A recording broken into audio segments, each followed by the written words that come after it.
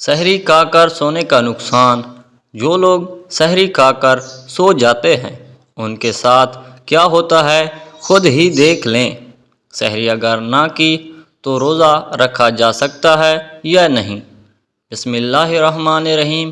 دوستو جانیے اس ویڈیو میں حضرت عائشہ رضی اللہ تعالی عنہا کی مشہور روایت ہے، پھر جب مؤذن فجر کی اذان دے کر خاموش ہو جاتا ہے اور فجر طلوع ہو جاتی ہے، یعنی صبح کی روشنی پھیلنے لگتی، تو آپ صلی اللہ علیہ وآلہ وسلم کھڑے ہوتے اور 2 رکعت ہلکی یعنی فجر کی سنتیں پڑھتے اور اس کے بعد اپنی دہنی کروٹ پر لیٹ جاتے تھے، یہاں تک کہ مؤذن اقامت کہنے کی اجازت حاصل کرنے کے لیے آپ صلی اللہ علیہ وآلہ وسلم کے پاس آتا تو آپ صلی اللہ علیہ وآلہ وسلم نماز کے لیے مسجد تشریف لے جاتے۔ حضرت عثمان رضی اللہ تعالی عنہ سے مروی ہے، آپ صلی اللہ علیہ وآلہ وسلم نے فرمایا، صبح کی نماز کے بعد سورج نکلنے تک ذکر خدا میں لگے رہنا رزق کے حصول میں زیادہ باعث نفع ہے، اس بات سے کہ طالب رزق میں دنیا کے کونے کونے میں پھرتا رہتا ہے۔ حدیث کا مرتب ہے، موضوع سند میں ابو داؤد سلیمان بن عمرو نخعی ہے جو کذاب ہے۔ سید فاطمہ رضی اللہ تعالی عنہ بیان کرتی ہیں، میں صبح کے وقت سوئی تھی کہ رسول اللہ صلی اللہ علیہ وآلہ وسلم میرے پاس سے گزرے اور آپ صلی اللہ علیہ وسلم نے مجھے پاؤں سے ہلایا، پھر فرمایا، بیٹی اٹھو، اپنے رب کی طرف سے رزق کی تقسیم میں شامل ہو جاؤ اور غفلت شعار لوگوں کی عادت اختیار نہ کرو۔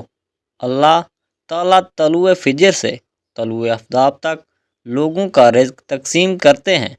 حضرت انس بن مالک رضی اللہ تعالی عنہ کی روایت ہے، تلاش رزق کی خاطر نماز فجر سے طلوع آفتاب تک مت سویا کرو۔ حضرت انس سے اس کی وضاحت طلب کی گئی تو فرمایا کہ اس وقت 70 مرتبہ تسبیح، تکبیر اور استغفار کرنے سے روزی میں برکت ہوتی ہے۔ حضرت علی رضی اللہ تعالیٰ عنہ کی روایت، زمین کی سطح پر کیے جانے والے 3 کاموں کی وجہ سے اپنی تکلیف کا اظہار کرتی ہے، ناحق خون بہنے سے وہ غسل جو زنا کے ارتکاب کے بعد کیا جائے، اور طلوع آفتاب سے پہلے سونے سے۔ حضرت ابو دائل فرماتے ہیں کہ ہم صبح کی نماز پڑھنے کے بعد حضرت عبداللہ بن مسعود رضی اللہ تعالی عنہ کے طرف گئے اور دروازے سے سلام کیا تو انہوں نے ہمیں اجازت دے دی، مگر ہم تھوڑی دیر دروازے کے ساتھ ٹھہرے رہے تو ایک باندھی آئی اور اس نے کہا کہ تم اندر کیوں نہیں داخل ہوئے؟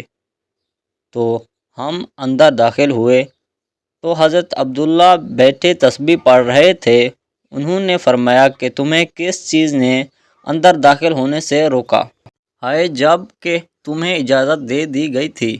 تو ہم نے کہا کہ کوئی بات نہیں سوائے اس کے کہ ہم نے خیال کیا کہ گھر والوں میں سے کوئی سو رہا ہو۔ تو عبداللہ نے فرمایا کہ تم نے ابن ام عبد کے گھر والوں کے بارے میں غفلت کا گمان کیا۔ راوی نے کہا کہ پھر حضرت عبداللہ نے تسبیح پڑھنا شروع کر دی، یہاں تک کہ پھر خیال ہوا کہ سورج نکل گیا ہے، تو باندھی نے فرمایا، دیکھو کیا سورج نکل آیا ہے۔ معتد روایت میں ہے کہ اللہ تبارک و تعالی صبح صادق سے لے کر طلوع آفتاب تک مخلوق کے لیے رزق تقسیم کرتے ہیں، یعنی جو لوگ اس پورے وقت میں غافل رہتے ہیں وہ رزق کی برکت سے محروم رہتے ہیں۔ اس حدیث سے یہ بات معلوم ہوئی ہے کہ یہ مامنت صبح صادق سے لے کر طلوع آفتاب تک پورے درمیانی وقت میں ہے۔